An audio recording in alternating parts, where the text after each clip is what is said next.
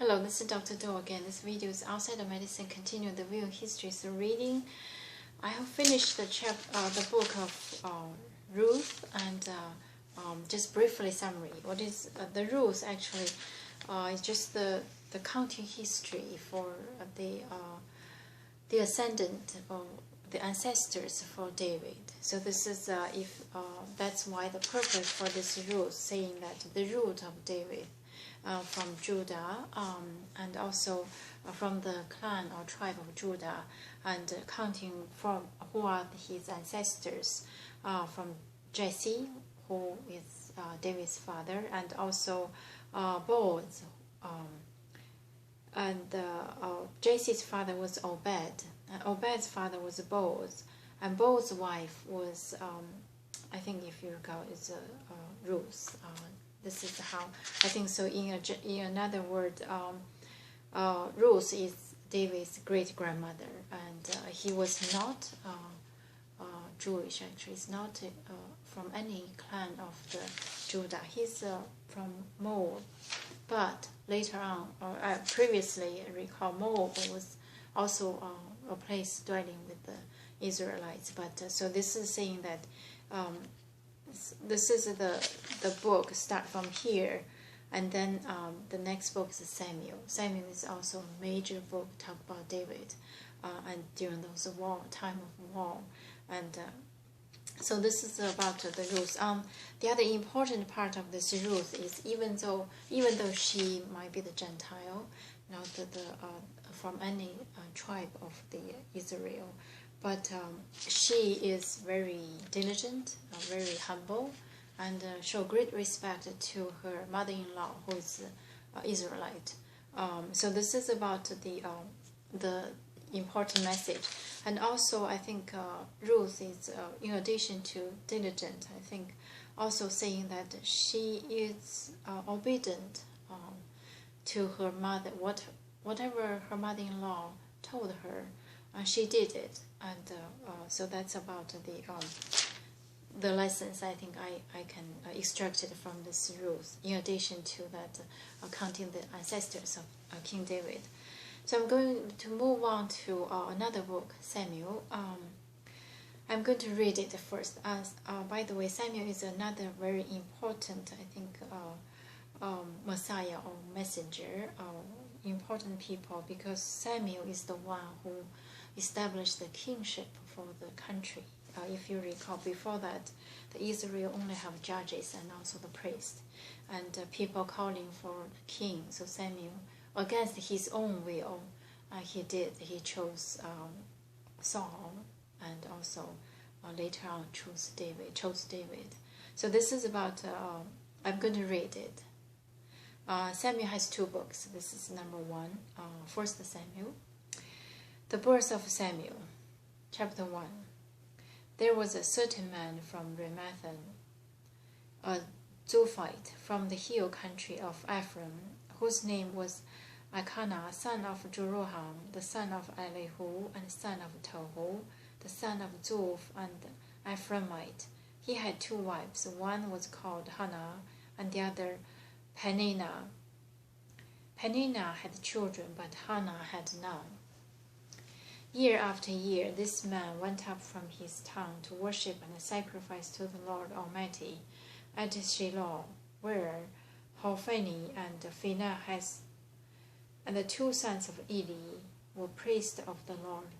Whenever the day came for Elkanah to sacrifice, he would give portions of the meat to his wife Peninnah and to all her sons and daughters, but to Hannah he gave a double portion, because he loved her. And the Lord had closed her womb, and because the Lord had closed her womb, her rival kept provoking her in order to irritate her. This went on year after year. Whenever Hannah went up to the house of the Lord, her rival provoked her till she wept and would not eat. Elkanah, her husband, would say to her, Hannah, why are you weeping? Why don't you eat? Why are you downhearted? Don't I mean more to you than 10 sons? Once, when they had finished eating and drinking in Shiloh, Hannah stood up. Now Eli, the priest, was sitting on a chair by the doorpost of the Lord's temple. In bitterness of soul, Hannah wept much and prayed to the Lord. And she made a vow, saying, O Lord Almighty, if you will only look upon your servant's misery, and remember me, and not forget your servant, but give her a son, then I will give him to the Lord for all the days of his life, and no razor will ever be used on his head. And she kept on praying to the Lord. Eli observed her mouth. Hannah was praying in her heart, and her lips were moving, but her voice was not heard. Eli thought she was drunk and said to her, How long will you keep on getting drunk? Get rid of your wine. Not so, my lord, Hannah replied. I am a woman who is deeply troubled. I have not been drinking wine or beer. I was pouring out my soul to the Lord. Do not take your servant for a wicked woman. I have been praying here out of my great anguish and grief. Eli answered, Go in peace, and may the God of Israel grant you what you have asked of him. She said, May your servant find favor in your eyes. And then she went her way, and she ate something, and her face was no longer downcast. Early the next morning they rose and worshipped before the Lord, and then went back to their home at Ramah. Elkanah lay with Hannah his wife, and the Lord remembered her. So in the course of time Hannah conceived and gave birth to a son.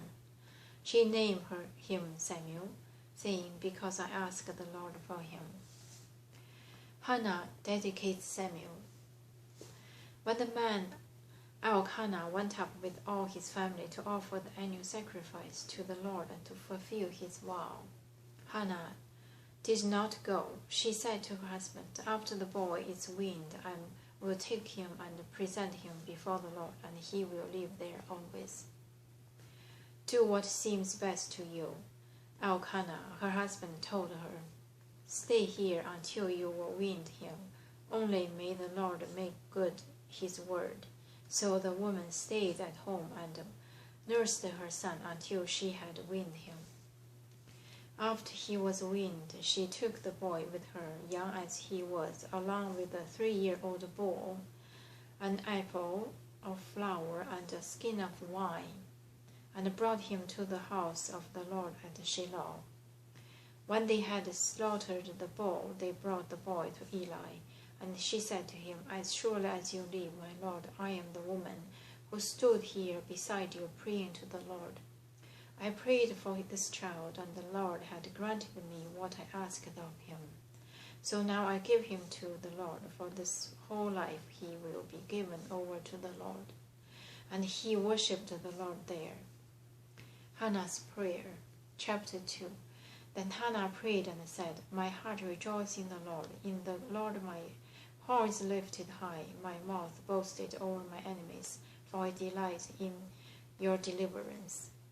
I'm going to stop here today and continue next time. Thank you for watching.